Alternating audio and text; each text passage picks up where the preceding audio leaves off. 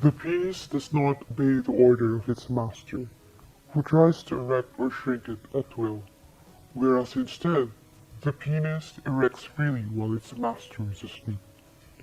The penis must be said to have its own mind.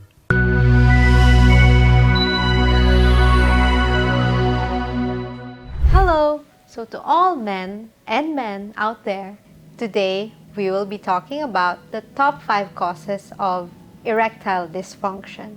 You'd probably think erectile dysfunction, or ED, is a 20th century invention, but it's not. As long as men have had penises, which is always, ED has always been a concern for men since the beginning of written history. The earliest recorded incidence of ED comes from India in the 8th century BC. At that time, it was believed that ED was caused by having sex with undesirable women. Treatments that were concocted included potions from alligators, mice, and frogs that were thought to increase arousal. Oh my God! Wow! If things didn't change, most men would have been professional hunters and poachers to this day. So erectile dysfunction occurs when a man is unable to get an erection or is unable to keep an erection long enough to have sex. It is a widespread problem among men 40 years old and above. But having occasional problems with erection is not much of a concern. However, if it becomes an ongoing problem, it can cause marital and relationship issues, anxiety, and loss of self-esteem. It can cause considerable damage to the patient and his partner and significantly affect the quality of life. But on the bright side, ED is almost always treatable. Yeah, boy. Before I discuss the causes of ED, let me briefly explain how erections work. During sexual arousal, nerves release chemicals that increase blood flow to the penis. Blood flows into 2 erection chambers made of spongy muscle tissue called the corpus cavernosum. During erection, the spongy tissues relax and trap blood. The blood pressure in the chambers makes the penis firm, causing an erection. When a man has an orgasm, a second set of nerve signals reaches the penis and causes the muscular tissues to contract. Blood is then released back into a man's circulation and the erection comes down. Yes! Yes! Yes! When you are not sexually aroused, the penis is soft and limp. Damn! Male sexual arousal is a complex process that involves the brain, the nerves, hormones, blood vessels, and muscles. So anything that interferes with any of these normal functions can lead to problems in getting or keeping an erection. A combination of physical and psychological factors can cause or worsen ED.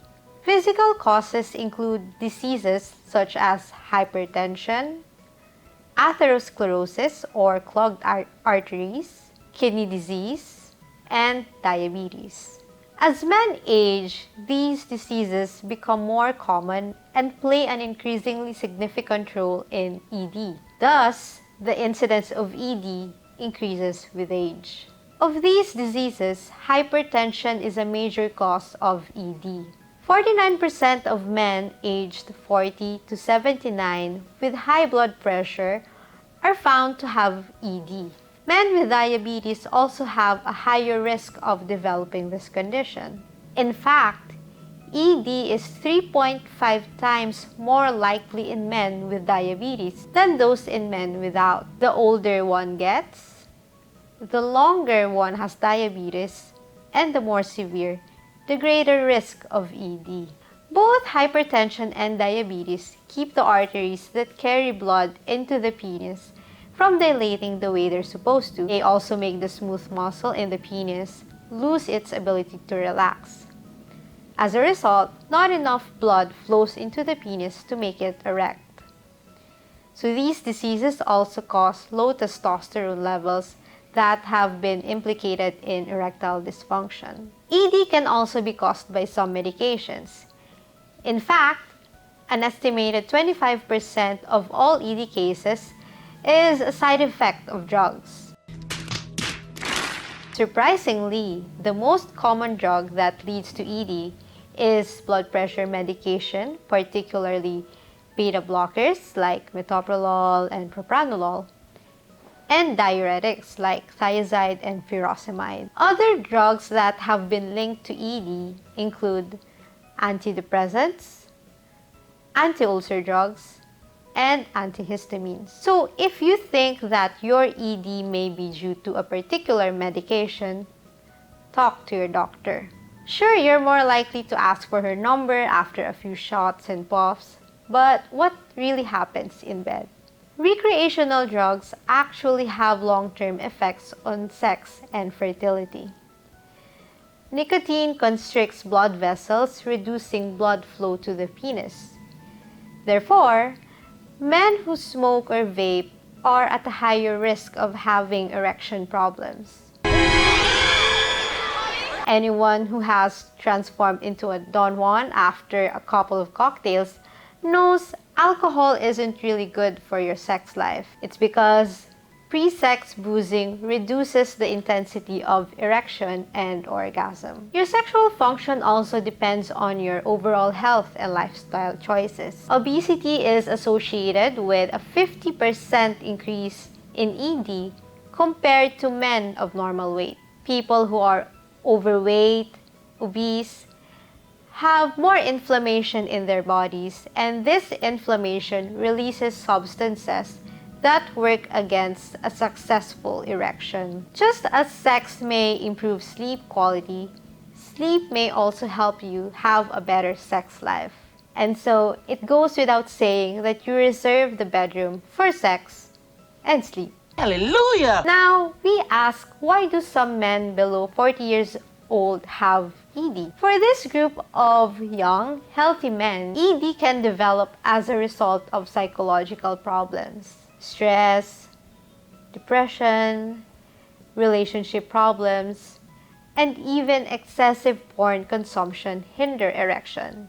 It is this kind of ED that's less written about because apparently it's all in the mind. The thought of sharing these problems with your doctor, let alone anyone else, might be overwhelming. However, it is important to realize that discussing ED with your doctor and partner is an important part of the healing process.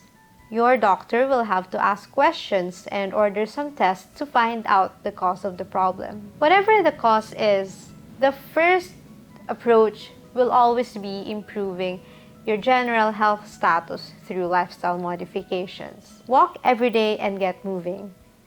Walking for at least 30 minutes a day is linked to a 41% decrease in the risk of ED. Sadly, size matters. So get slim and stay slim. Trim your waistline by eating more fruits, vegetables, whole grains, and lean proteins. Stop smoking and drink responsibly. And you're doing your body a favor in so many ways. Talk it out with your partner. The simple act of acknowledging the issue and being honest with your partner takes some of the weight off your shoulders.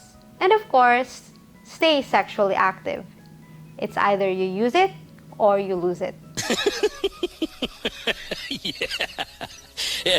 Unfortunately, lifestyle options may not be enough.